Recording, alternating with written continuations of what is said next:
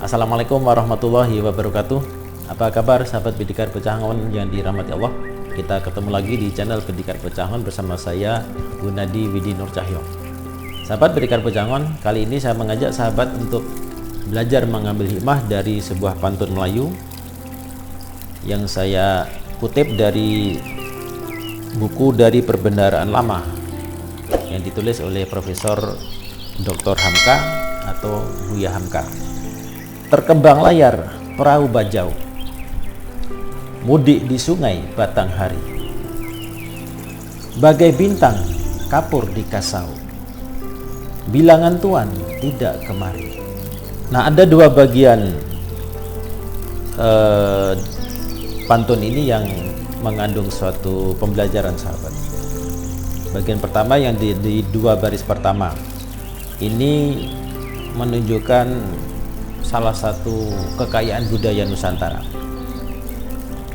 Di baris pertama disebutkan tentang perahu bajau, ya, terkembang layar perahu bajau. Nah, kalau sahabat cari di Google, sahabat akan banyak mendapatkan informasi tentang bajau. Salah satunya kita lihat dulu definisi bajau dari KBBI, sahabat, ya, dari Kamus Besar Bahasa Indonesia. Nah, menurut Kamus Besar Bahasa Indonesia, bajau adalah kelompok sosial yang hidup di perahu.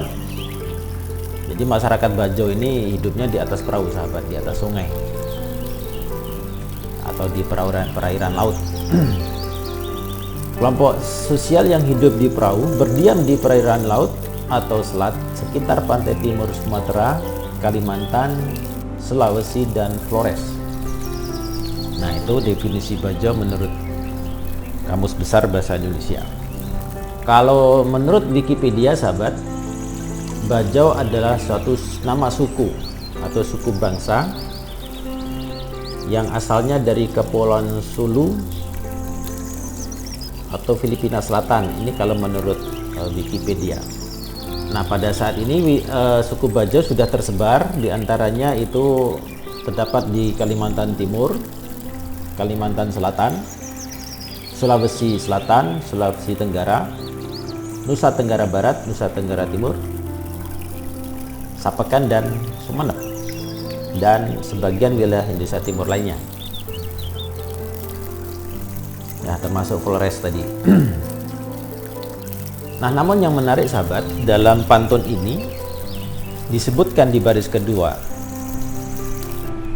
ya, jadi saya ulangi lagi, terkembang layar perahu bajau, mudik di sungai batang hari. Nah, perhatikan sahabat, di baris kedua pantun ini mengatakan mudik di sungai batang hari, bahwa suku bajau ini atau komunitas yang hidupnya di atas perahu ini ternyata dikatakan mudik di sungai batang hari. Mudik ini adalah pulang kampung. Nah, batang hari adalah sungai di Jambi. Lalu kalau menurut Wikipedia tadi kan asalnya dari Kepulauan Sulu atau Filipina Selatan. Namun di pantun ini dikatakan bahwa orang bajau atau suku bajau mudiknya ke batang hari. Kalau dikatakan mudik ke batang hari berarti asalnya adalah dari daerah Jambi. Nah, ini kalau menurut pantun ini, sahabat. Nah, mana yang benar, wallahu alam, ini merupakan suatu tantangan bagi kita untuk menelusuri jejak ataupun lebih meneliti lagi sejarah yang sebenarnya, dari mana asalnya sebenarnya suku bajau ini. Nah, kalau merujuk dari pantun ini, maka orang Bajau itu, suku Bajau mudiknya ke Batanghari yaitu di daerah Jambi. Nah, itu pembelajaran kita yang pertama, sahabat. Jadi dari sini kita mendapatkan satu informasi bahwa sebenarnya suku Bajau ini berasal dari daerah Jambi. Mereka hidupnya di atas perahu dan di atas sungai Batanghari. Lalu mereka menyebar, sahabat, menyebar ke berbagai daerah di wilayah Nusantara, termasuk sampai ke Filipina, ke Malaysia, Sabah, terutama di Sabah. Ini menunjukkan karakter bahwa sejak dulu orang Nusantara memang suka berlayar.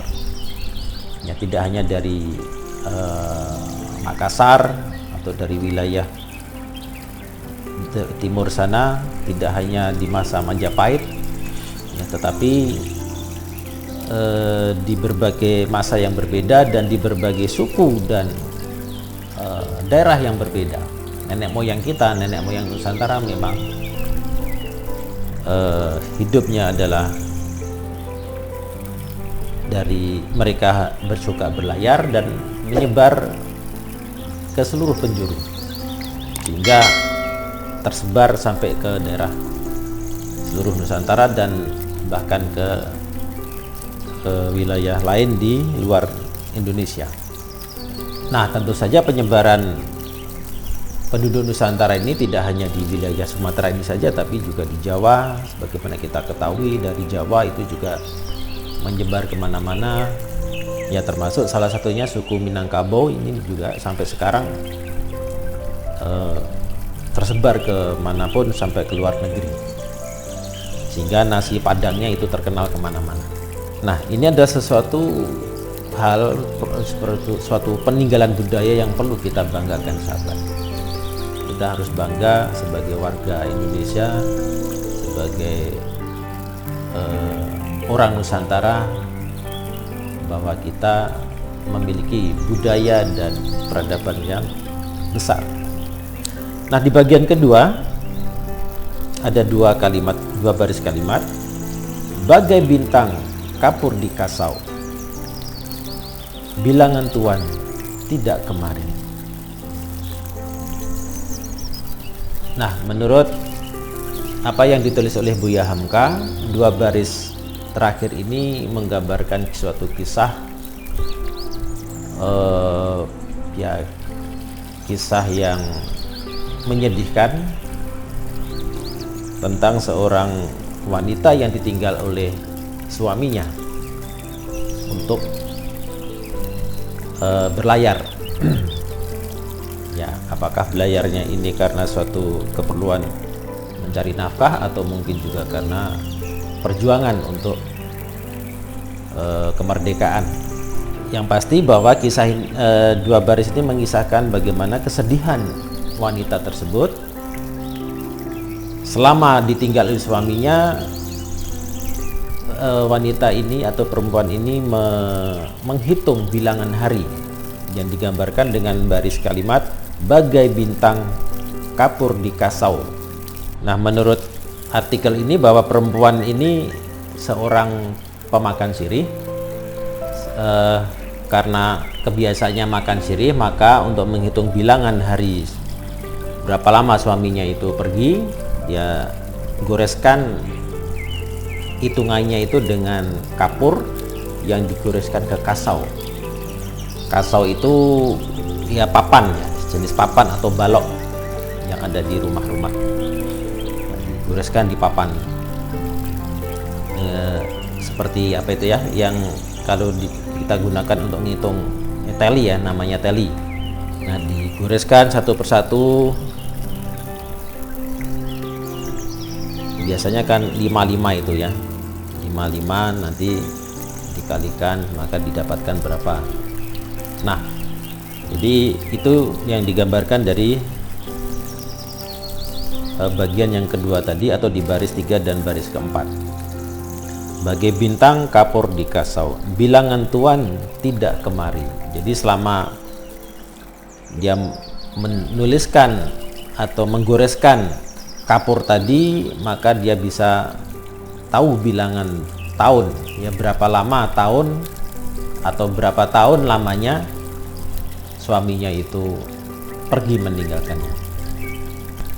Nah, sehingga puisi ini menggambarkan sebuah kisah sedih bagaimana seorang perempuan ditinggalkan oleh suaminya selama bertahun-tahun, dan dia menyesali kepergian suaminya itu yang ditunggu sekian lama ternyata tidak pulang-pulang. Nah, demikian sahabat, sebuah pembelajaran dari pantun, yang mana kita tahu bahwa pantun adalah suatu produk budaya Nusantara yang perlu kita banggakan ya. Di banyak daerah ini mempunyai tradisi seperti pantun ini. Nah, saya mengajak kepada generasi muda khususnya, mari kita jaga, mari kita cintai produk budaya Nusantara ini ya, khususnya pantun, supaya generasi penerus tidak lupa dengan nilai-nilai tradisi kita, dengan agar generasi muda tidak lupa dengan nilai-nilai budaya kita dan kekayaan budaya Nusantara ini. Semoga bermanfaat, dan insya Allah kita akan jumpa lagi di episode mendatang dengan kisah dan topik yang berbeda, tetap di channel yang sama, channel Pendekar Bocah Angon. Terima kasih sahabat atas perhatian dan dukungannya. Mohon dukungan dan doanya semoga channel Pendekar Bocah Angon ini terus berkembang sehingga dapat memberikan manfaat bagi para viewer, para subscriber dimanapun berada. Akhiri perjumpaan kita di episode ini. Assalamualaikum warahmatullahi wabarakatuh. Salam Bocah Angon.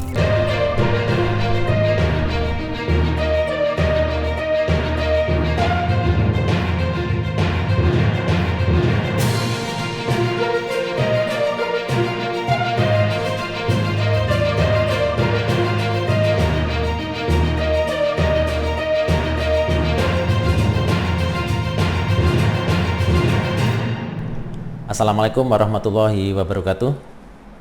Apa kabar sahabat Pendekar Predator? Kita ketemu lagi di channel Pendekar Bocah Angon bersama saya Gunadi Winidon.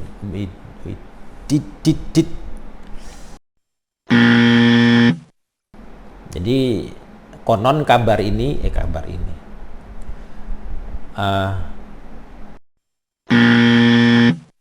konon wanita ini adalah seorang apa tuh? Ulangi.